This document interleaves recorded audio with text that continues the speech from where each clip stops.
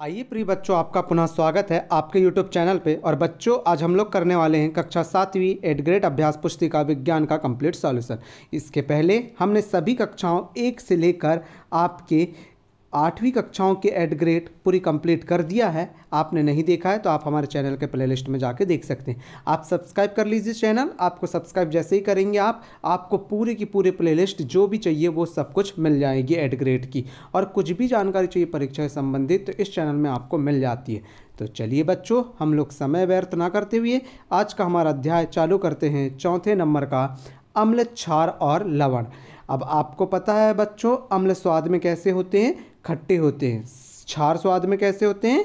कड़वे होते हैं। यह तो आप लोग जानते हैं। क्यों जानते हैं? क्योंकि हमने इसके पहले पूर्णतः समझा इस अध्याय को।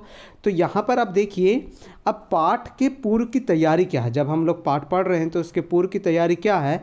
तो नीचे कुछ भोज्य पदार्थों की सूची दी गई है। जैसे ये पदार्थ लिखे हैं, नींबू का रस, संतरे का रस और इसी प्रकार और लिखा हुआ है। यहाँ पर लिखा है स्वाद खट्टा है, कड़वा है, हमें बताना है।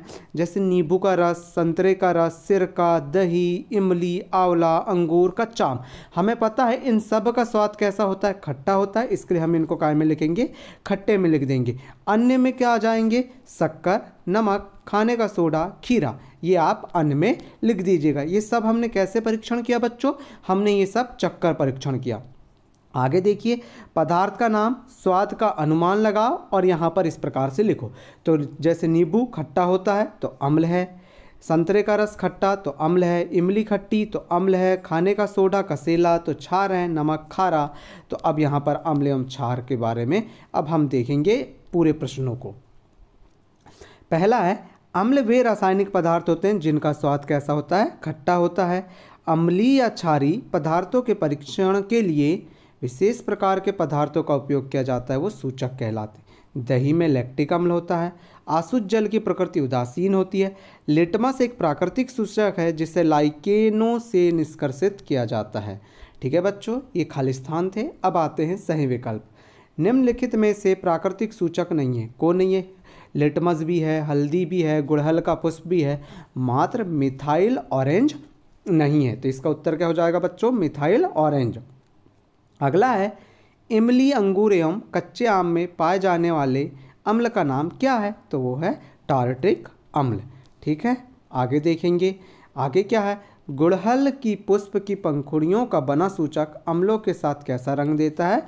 तो गहरा गुलाबी रंग देता है। आप भी एक प्रैक्टिकल करिएगा, ठीक है, अम्ल एवं क्षार के ऊपर, तो आपको ये सब पता चल जाएगा। हमने प्रैक्टिकल भी करके बताया, आप देख सकते हैं। अपाचन से बचने के लिए दुधिया मैग्नीसिया या मिल्क ऑफ मैग्नीसिया का उपयोग किया जाता है। तो यह क्या होता है? क्षार होता है। क्या होता है? क्षार होता है। अगला देखो, 5वां प्रश्न। अम्ल एवं क्षार के आपस में क्रिया उदासीनीकरण कहलाती है। इस क्रिया के फलस्वरूप क्या बनता है? जल एवं लवण बनता है। अगला प्रश्न देखो बच्चे, बहुत अच्छे से कीजिएगा आप लोग, ठीक है। और यहाँ पर हम थोड़ा कम समझा क्यों रहे हैं? क्योंकि इसके पहले हमने अध्याय को समझा दिया है। नहीं देखा है तो चैनल को सब्सक्राइब करो, आपको प्लेलिस्ट मिल जाएगी। पहला प्रश्न है, अम्ल किसे कहते हैं? उदाहरण सहित लिखिए। तो अम्ल स्वाद में खट्टे होते हैं। ये नीले लिटमस को लाल कर देते हैं। जैसे उदाहरण में नींबू, इमली, दही, ये सब क्या है? खट्टे पदार्थ हैं। तो आप ये लिख सकते हैं। अगला प्रश्न देखो दूसरा, क्षारक किसे कहते हैं? उदाहरण सहित स्पष्ट कीजिए। क्षार स्वाद में कड़वे होते हैं।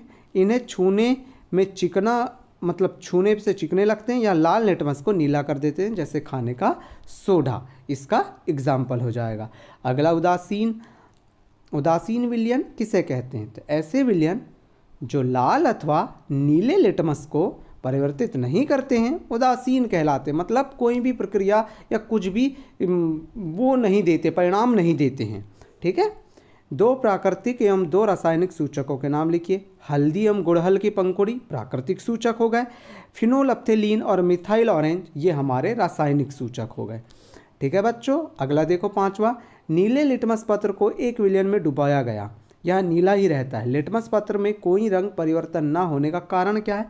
विलयन की प्रकृति क्षारीय है, इस कारण कोई भी रंग परिवर्तन नहीं हुआ। अगला देखो, कपड़ों पर लगे हल्दी के दाग को साबुन से धोने पर वह लाल हो जाता है, क्योंकि विलयन जो है साबुन का वो कैसा होता है? क्षारीय होता है, इस कारण वो क्या हो जाता है? लाल हो जाता है। अगला 7वां प्रश्न है, उस स्रोत का नाम बताइए जिसमें लिटमस विलयन को प्राप्त किया जाता है। इस विलयन का क्या उपयोग है? उस स्रोत का नाम लाइकेन या सेक हम कह सकते हैं। आपने देखा होगा पत्थरों में पाया जाता है, चट्टानों के बीच में उगता है लाइकेन। इस विलयन का उपयोग क्षारकों व अम्लों के परीक्षण के लिए किया जाता है। किसका उपयोग? लाइकेन का बच्चों। लाइकेन का उपयोग अम्ल एवं क्षार की उपयोगिता के लिए किया जाता है। 8वां प्रश्न है, अति अम्लता से पीड़ित होने पर प्रति अम्ल की गोली क्यों दी जाती है? प्रति अम्ल की गोली अति अम्लता के प्रभाव को उदासीन कर देती है। आपको कब्ज की शिकायत हुई होगी ना, हाँ वही बात है ये। ठीक है, अगला प्रश्न देखो, आपको 3 द्रव दिए गए हैं जिनमें से एक संतरे का रस, दूसरा चूने का पानी व तीसरा शक्कर का विलयन है। आप हल्दी को सूचक के रूप में उपयोग करके उनकी प्रकृति का निर्धारण कैसे करेंगे? तो इसका उत्तर देखो, हमें हल्दी का उपयोग करना है ना। हल्दी सूचक पर तीनों द्रवों की कुछ बूंदें बारी बारी से डालेंगे। यदि पीला रंग प्राप्त होता है तो यह हाइड्रोक्लोरिक होगा, यदि लाल रंग प्राप्त होता है तो यह सोडियम हाइड्रोक्लोरिक होगा, और यदि कोई परिवर्तन नहीं होता तो वह शक्कर का विलयन है। ठीक है, अगला प्रश्न देखो बच्चों, 10वां प्रश्न है, कारखानों के अपशिष्ट को, बच्चों बहुत अच्छे से पढ़िएगा, बहुत अच्छे से एड ग्रेड को करिएगा, तभी आप बहुत अच्छे सफलता पा सकते हैं। पर आपको पढ़ना पड़ेगा, बहुत अच्छे समझते हुए इसे हल करना पड़ेगा। ऐसा नहीं कि आपने क्या करा बस उतार लिया, ऐसा नहीं करना है। आपको बढ़िया समझते हुए इसे हल करना है। और चैनल में नए हो तो पहले चलो चैनल को सब्सक्राइब करो, क्योंकि आपको सभी प्रकार की जानकारी मिलती है ना इस चैनल में। सभी प्रकार की, मतलब कि चाहे आपके पेपर हो, चाहे ओलंपियाड हो, मीन्स का मेरिट हो, सभी प्रकार से आपने देखा होगा सभी जानकारी मिलती है। इसके लिए प्लीज चैनल को सब्सक्राइब करो। कारखानों के अपशिष्ट को जलाशयों में प्रवाहित करने से पहले उदासीन क्यों किया जाता है बच्चों? तो उत्तर है इसका, कारखानों के अपशिष्ट में अम्लीय पदार्थ मिश्रित होते हैं। यदि इसे जलाशय में प्रवाहित किया जाता है तो जलाशय में रहने वाली मछलियां व अन्य जीव नष्ट हो जाएंगे, अर्थात जो अम्ल की मात्रा है वह पानी में मिल जाएगी, जिस कारण से जीव क्या होंगे?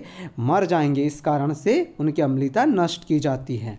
अगला प्रश्न है, लिटमस पत्र के द्वारा आप अम्ल एवं क्षारकों की पहचान कैसे करते हैं? अब भी हमने ऊपर पढ़ा था, जब लिटमस पत्र को अम्लीय विलयन में मिलाया जाता है तो ये लाल हो जाता है, और जब क्षारीय विलयन में मिलाया जाता है तो नीला हो जाता है। इस प्रकार से हम अम्ल एवं क्षार की पहचान कर सकते हैं। अब देखो यहाँ पर अम्लों के नाम लिखना है, निम्न तालिका को पूर्ण करना है बच्चों।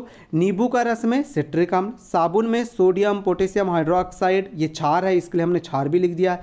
दही लैक्टिक अम्ल पाया जाता है, आंवला एस्कॉर्बिक अम्ल पाया जाता है, चूने के पानी में कैल्शियम हाइड्रोक्साइड, ये भी क्या है? क्षार है। क्या है ये? क्षार है। और इमली में टार्टिक अम्ल, खट्टा पदार्थ है ना, इसके लिए टार्टिक अम्ल। ठीक है, अगला प्रश्न देखो बच्चों, 13वां नंबर का प्रश्न है, उदासीनीकरण अभिक्रिया को उदाहरण सहित समझाइए। कौन सी अभिक्रिया को? उदासीनीकरण। उदासीनीकरण मतलब जिसमें कुछ भी नहीं बनता है। जब किसी अम्ल और किसी क्षार को मिलाते हैं तो उदासीनीकरण अभिक्रिया होती है। इस प्रक्रम को ऊष्मा निर्मित होने के साथ साथ लवण और जल बनते हैं। उदाहरण HCl प्लस NaOH। HCl को हम क्या कहते हैं? हाइड्रोक्लोरिक अम्ल। NaOH को क्या कहते हैं? सोडियम हाइड्रोक्साइड अम्ल। तो यहाँ से किसका निर्माण हुआ? यहाँ पर किसका निर्माण होगा? यहाँ पर होगा NaCl, सोडियम क्लोराइड, H2O और ऊष्मा का। ठीक है बच्चों, अगला देखो, अगला प्रश्न क्या है? चींटी के काटने पर त्वचा पर कैलेमाइन का विलयन क्यों लगाया जाता है बच्चों? ठीक है, चींटी जब काट देती है तो उसके ऊपर हम लोग कैलेमाइन का विलयन लगा देते हैं। क्यों?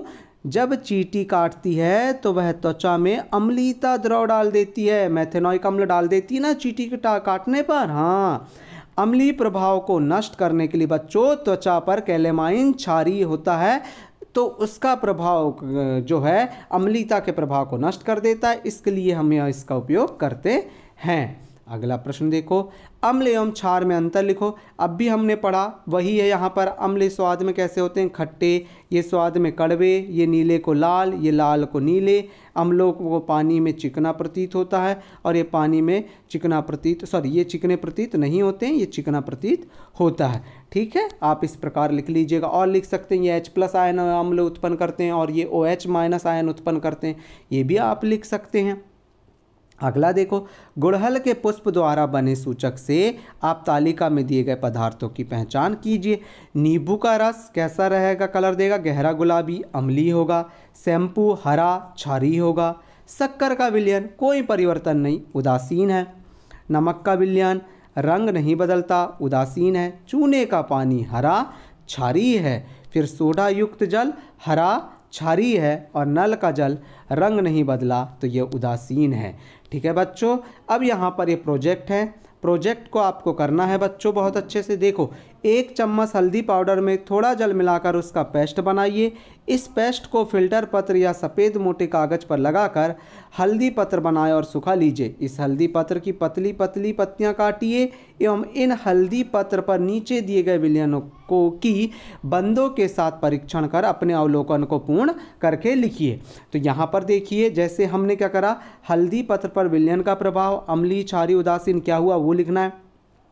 नींबू का रस कुछ भी परिवर्तन नहीं हुआ, अम्लीय। संतरे का रस कुछ परिवर्तन नहीं, अम्लीय। सिरका कुछ परिवर्तन नहीं, अम्लीय। साबुन का घोल लाल कर देता है, आपने देखा ना, अभी हमने पढ़ा था, कोई भी कपड़े पे दाग लग जाता है, साबुन घिसो तो क्या हो जाता है, अम्लीय हो जाता है ना, सॉरी लाल कर देता है। तो वैसे कैसी प्रकृति है, क्षारीय। खाने का सोडा लाल रंग देता है, वो भी क्षारीय। शक्कर का विलयन कोई परिवर्तन नहीं होता, उदासीन। नमक का विलयन कोई परिवर्तन नहीं, उदासीन। तो इस प्रकार से आप ये लिख लीजिएगा बच्चों। अब दूसरे नंबर का प्रोजेक्ट नंबर 2 है हमारा बच्चों।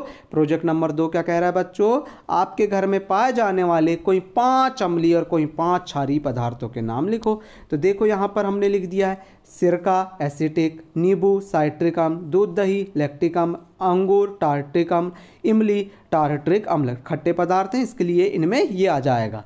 अब NaOH sodium hydroxide, KOH potassium hydroxide, NH4OH ammonium hydroxide, CaOH2 calcium hydroxide और MgOH2 मैग्नीशियम हाइड्रोक्साइड। तो बच्चों देखा, इस प्रकार से कितना बड़ा चैप्टर था और हमने बहुत अच्छे से इसको कर लिया।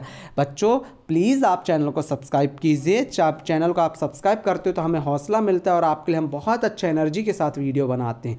प्लीज़ कमेंट करके आपके जो भी डाउट हैं पूछ लीजिएगा। ठीक है बच्चों, अब हम मिलेंगे अगले वीडियो में, जब तक के लिए आपका धन्यवाद। Thank you for watching.